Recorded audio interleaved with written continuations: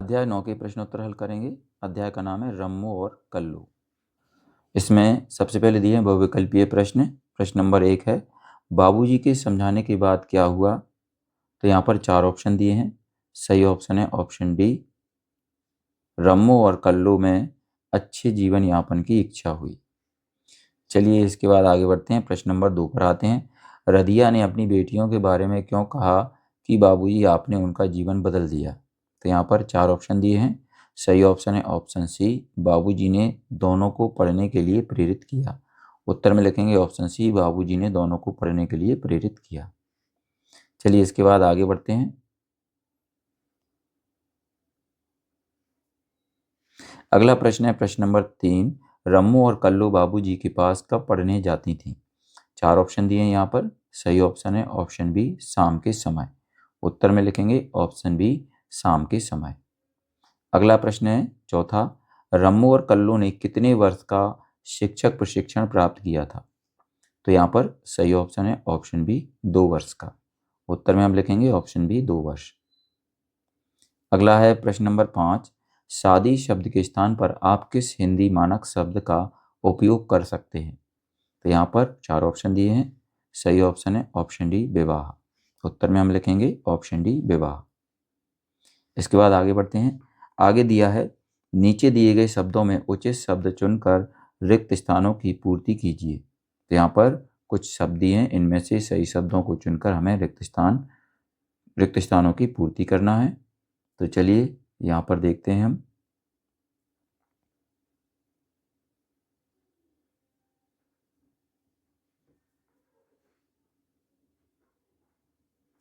यहाँ पर छठा वाला रिक्त स्थान है। यहाँ पर छठे वाले रिक्त स्थान भरेंगे प्रशिक्षण और विद्यालय। सातवें वाले रिक्त स्थान में हम भरेंगे खाली स्थान में 100 रुपये। और 8वें रिक्त स्थान के खाली स्थान भरेंगे पढ़ाई। 9वें वाले प्रश्न के खाली स्थान भरेंगे अनपढ़। और 10वें वाले रिक्त स्थान में भरेंगे हम कृपया। तो आप यहाँ से देखिए, यहाँ से भी उत्तर देख सकते हैं। आप यहाँ से आसानी से लिख सकते हैं। चलिए अब आगे बढ़ते हैं। अति लघु उत्तरीय प्रश्न आ चुके हैं। इसमें एक शब्द एक वाक्य में उत्तर लिखना है। प्रश्न नंबर 11 इसके अंतर्गत, रम्मू और कल्लू की पढ़ाई का जिम्मा किसने लिया? उत्तर लिखेंगे रम्मू और कल्लू की पढ़ाई का जिम्मा बाबूजी ने लिया।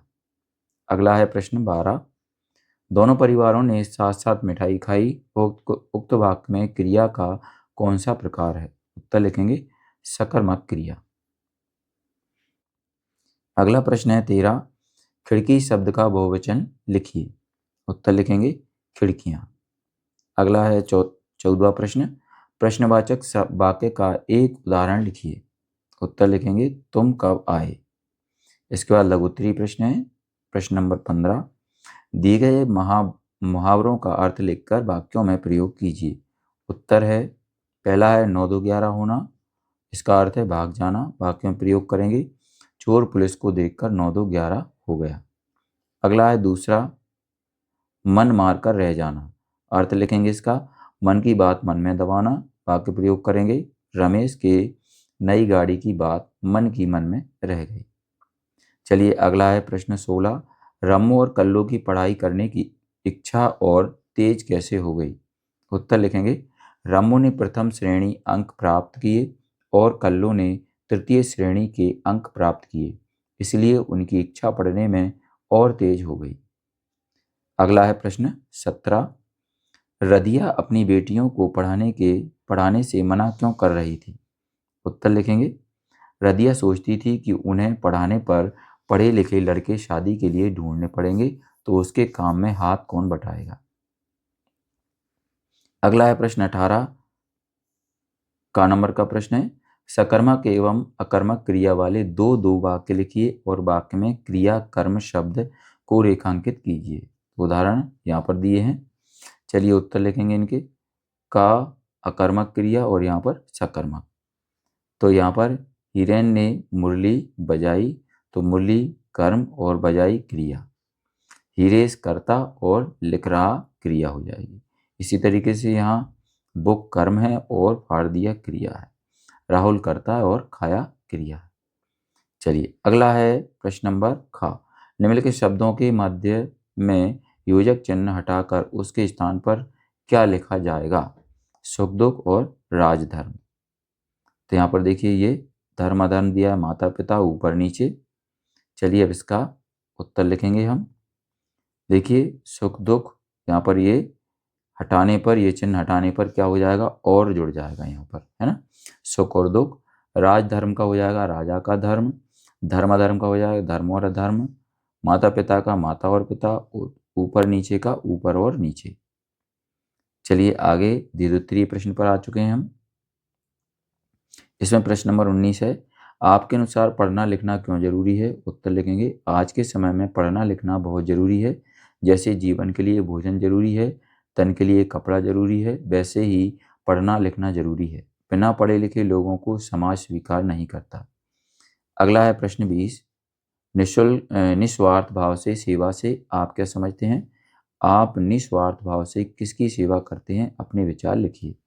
उत्तर लिखेंगे, निस्वार्थ सेवा का अर्थ है अपना फायदा, स्वार्थ सोचे बिना किसी की सहायता करना।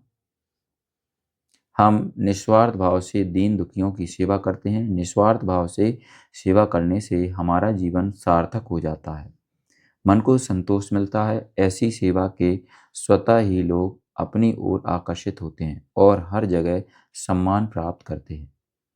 तो बच्चों यहाँ पर हमारा ये अध्याय 9 समाप्त हो चुका है। अगर आपको हमारा ये वीडियो अच्छा लगता है तो इसको लाइक करें, अपने दोस्तों के साथ शेयर भी करें। इसी तरीके के और भी वीडियो पाने के लिए हमारे इस चैनल को सब्सक्राइब करना ना भूलें। धन्यवाद।